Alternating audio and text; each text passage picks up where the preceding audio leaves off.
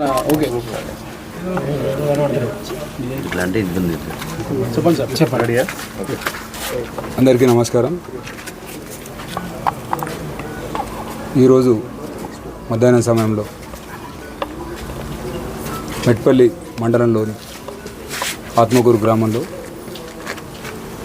Atmakur GPO గారు రాజేష్ అతను ఒక గ్రామంలో ఉన్న ఒక రైతు సంబంధించిన పట్టాదార్ పాస్బుక్లో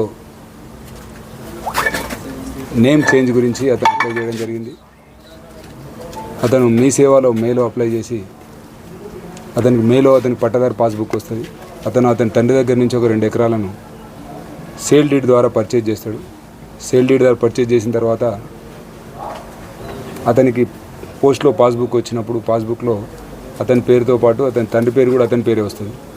సో తండ్రి పేరు లేకుండా వచ్చినందుకు పేరు మార్పిడి గురించి అతని పేరు మరి అతని తర్వాత తండ్రి పేరు మార్పిడి గురించి అతను మీ సేవలో అప్లై చేసి తహసీల్దార్ ఆఫీస్ మెట్పల్లికి వచ్చి అప్లై చేసినప్పుడు అది జీపీఓ దగ్గరికి వెళ్ళమని సూచించగా అతను ఆత్మకూరు జీపీఓ దగ్గరికి వెళ్తాడు. ఆత్మకూరు జీపీఓ వెళ్ళి మోకం మీద అతను ఎంక్వైరీ చేసి రిపోర్ట్ సబ్మిట్ చేసి అతని పేరు మార్పు గురించి అతన్ని అమౌంట్ డిమాండ్ చేయడం జరుగుతుంది. అతను అమౌంట్ డిమాండ్ చేసిన తర్వాత అమౌంట్ ఇవ్వడం ఇష్టం లేక అతను మాకు సంప్రదించినారు.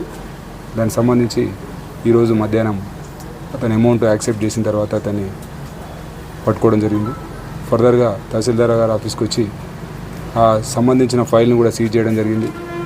కన్సర్న్డ్ ఆఫీసర్ మరియు మిగతా తహసీల్దార్ గారు కూడా స్టేట్మెంట్ రికార్డ్ అనేది జరుగుతుంది. ఎంత అమౌంట్ సార్? టోటల్ అమౌంట్ అతను డిమాండ్ చేసిన అమౌంట్ తీసుకున్న అమౌంట్ 5,000 రూపీస్. దాన్ని పంచుల సమక్షంలో సీజ్ చేయడం జరిగింది.